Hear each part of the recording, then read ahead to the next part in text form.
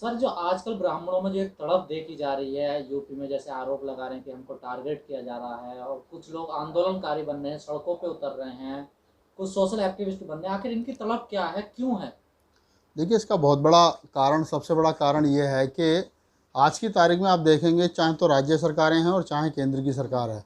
केंद्र की सरकार जो है वो, आप उसके पहले पिछले जो रिकॉर्ड है उनको उठा करके देख लो, और वर्तमान की जो सरकार है उसको देख लो। पिछली जितनी सरकारें रही हैं उसको ब्राह्मण वर्चस्व की सरकार रही हैं।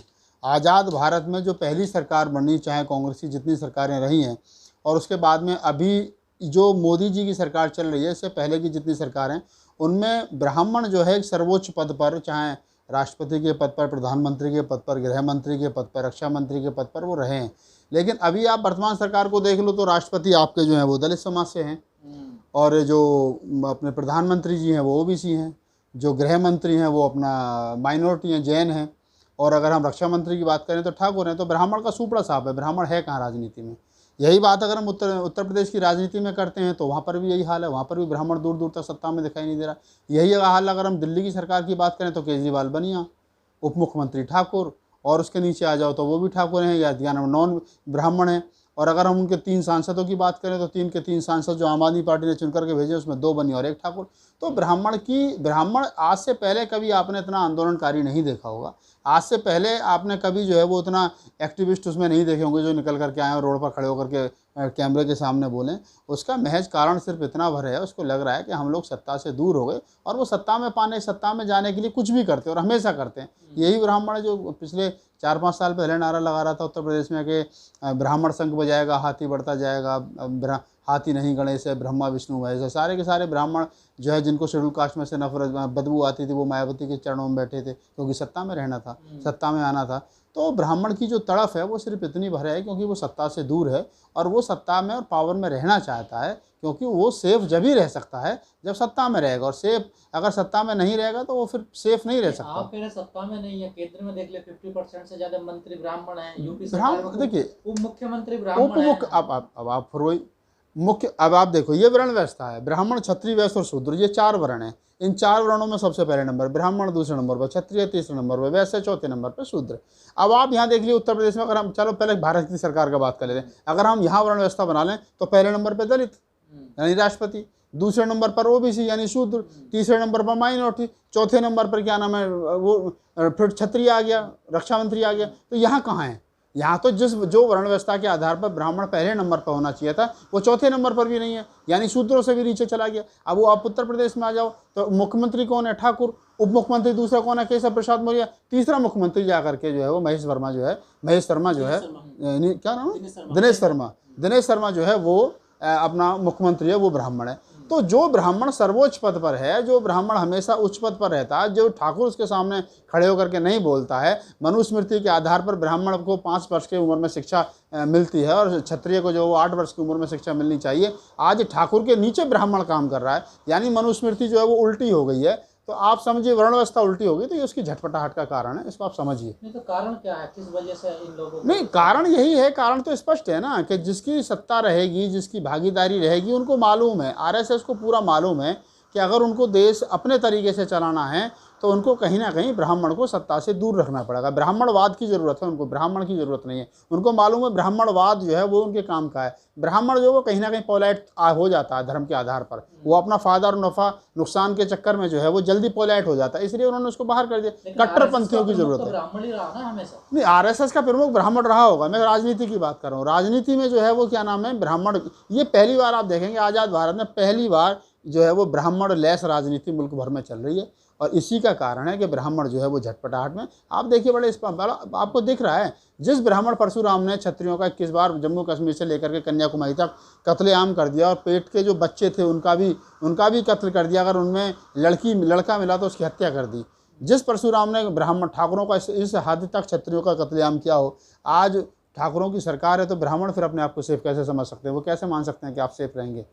तो क्या इसी से शुरू हुई है परशुराम की बिल्कुल, मैं तो यही कहूँगा परशुराम की राजनीति। अगर अगर एक तरफ मायावती जी और अखिलेश यादव ये कह रहे हैं कि बीजेपी की सरकार में उत्तर प्रदेश में ब्राह्मण सुरक्षित नहीं है और हम अगर आए तो हम जो है परशुराम की मूर्ति लगाएंगे, तो इसका मतलब क्या है? इसके पीछे कौन सी लॉबी काम कर रही है? आप इस बात के पीछे क्या मैसेज जा रहा है, आप उसको समझो ना। उसका मैसेज तो ये है कि जिस परशुराम ने ब्राह्मणों का कत्लेआम कर दिया, जिस परशुराम ने 21 बार क्षत्रिय विहीन जो है वो धरती कर दी, आज वही ठाकुर जब जो है सत्ता में है तो उसको वो बात याद है, भूला थोड़ी है क्षत्रिय उसको। क्या वो तो आपको क्या आपको भी लगता है सर कि जैसे कि राम क्षत्रिय राम का मंदिर बन चुका है और ब्राह्मण जो सोच रहे हैं कि हमारे परशुराम जी का मंदिर कहीं नहीं बन रहा है, क्या ये भी एक दुख की उनके साथ?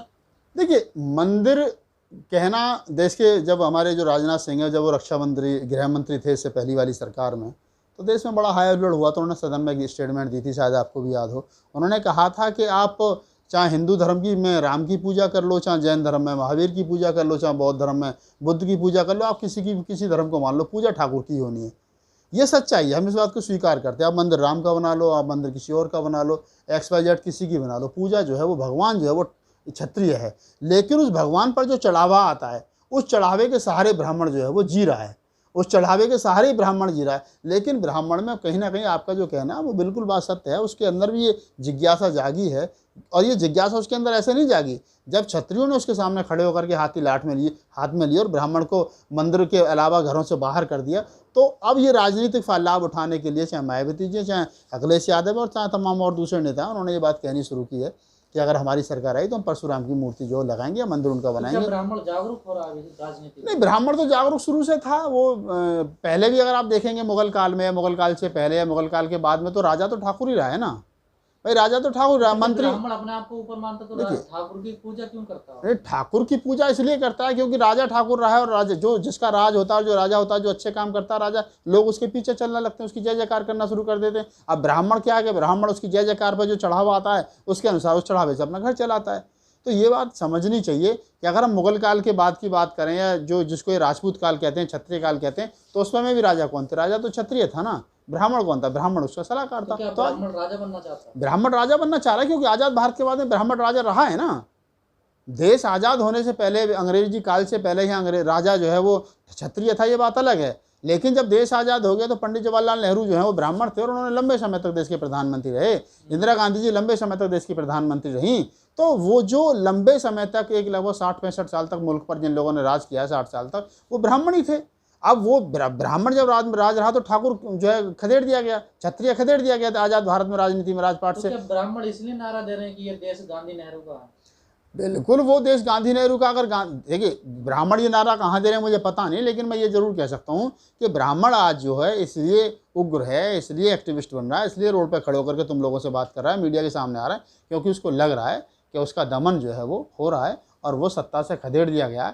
पहली बार आज़ाद भारत में ब्राह्मण जाति के बिना, यानी ब्राह्मण लेस राजनीति चल रही है। और इसी का कारण है कि ब्राह्मण जो है वो ब्राह्मण का दमन ठाकुर कर रहा है, कोई और भी कर रहा है? नहीं, ठाकुर ही कर रहा है। और ठाकुर के साथ में जैसे हमारे यहाँ बहुत सारे लोग हैं, अब ठाकुर तो कर ही रहा है। ठाकुर, इसमें कोई डाउट नहीं है कि ठाकुर हमेशा जो है वो, ठाकुर के दिमाग में एक बात रहती है, क्षत्रिय के दिमाग में एक बात रहती है कि मैं राजा हूँ और मुझे राज करना है। ब्राह्मण के दिमाग में ये बात कभी नहीं रहती थी कि वो राजा है। लेकिन आज़ाद भारत में क्योंकि पंडित जवाहरलाल नेहरू और इंदिरा गांधी और राजीव गांधी प्रधानमंत्री रहे लंबे समय तक, तो उनके दिमाग में ये बात है कि आज़ाद भारत से पहले कोई राजा रहा होगा, लेकिन आज आज़ाद भारत में तो हम ही राजा हैं। लेकिन अब उनके हाथ से दोबारा सत्ता छिनी है तो उनको दर्द है उस चीज़ का। तो वो जो दर्द है वही उनको गाए बगाए जो है कुर्सी का जब ध्यान दिखाता है, जब उनकी नज़र प्रधानमंत्री की कुर्सी पर पड़ती है और राष्ट्रपति की कुर्सी पर पड़ती है और उन्हें वहाँ लगता है कि हम लोग वहाँ नहीं बैठे जहाँ हमको बैठना चाहिए था सर्वोच्च पद पर, तो उनको पीड़ा होती है, उनको कष्ट होता है। लेकिन सर कुछ लोग कहते हैं कि ब्राह्मण जो किंग मेकर की भूमिका में रहते हैं हमेशा। देखिए, किंग मेकर की भूमिका में भी रहते हैं और किंग भी वही बने आ जाए। आप देखो ना, जब देश आज़ाद हुआ 1947 में, उसके बाद में पंडित जवाहरलाल नेहरू देश के पहले ऐसे प्रधानमंत्री थे जो कि बिना चुनाव के जिनको प्रधानमंत्री बना दिया गया था। चुनाव तो 50 के बाद में हुआ ना, और 47 में जो है वो 50 में हुआ है। और उसके बाद में जो वो पहले मनोनीत कर दिए गए थे, उसके बाद में लंबे समय तक वो प्रधानमंत्री रहे। उनके जाने के बाद में फिर इंदिरा गांधी जी रहीं, उसके बाद में फिर राजीव गांधी जी रहे। तो आप देखो ना भाई 88-87 तक तो ये लोग रहे हैं। अगर थोड़ा सा 78 के आसपास का जो कार्यकाल मोरारजी देसाई की सरकार का, जनता पार्टी का, अगर वो काट दें हम, अटल बिहारी वाजपेयी भी क्या नाम है ब्राह्मण रहे हैं, वो भी 6 साल तक इस देश के प्रधानमंत्री रहे। तो ब्राह्मण जो है आज़ाद भारत में सबसे ज़्यादा राजा रहा है, और अब वो है जो है हाशिए पर है। वो राजा पिछले 2 पंचवर्षीय 4 पंचवर्षीय योजना में ना रहे। मनमोहन सिंह की सरकार हो गई 10 साल तक, अब 16वां साल ये चल रहा है, तो वो समझ रहा है। लेकिन पहले उसको संतुष्टि थी मनमोहन सिंह की सरकार में, क्या चलो कम से कम प्रणब मुखर्जी वो ब्राह्मण हैं और वो देश के राष्ट्रपति हैं, तो राष्ट्रपति भी नहीं रहे। तो ये झटपटाहट है उनको। सर, उत्तर प्रदेश में चुनाव आने वाले हैं 2022 में, तो ये भी कहा जा रहा है कि यूपी में ब्राह्मणों को निशाने पर लिया जा रहा है योगी सरकार द्वारा।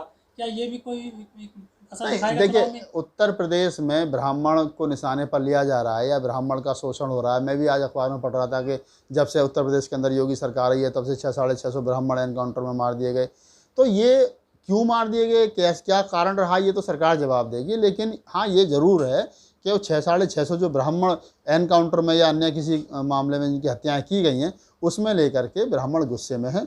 और वो 2022 के चुनाव में किस करवट बैठेगा, सपा के साथ जाएगा, बसपा के साथ जाएगा, या इन दोनों को छोड़ करके वो बीजेपी के साथ ही बना रहेगा, या अपने पुराने घर कांग्रेस में जाएगा, ये देखने लायक बात है।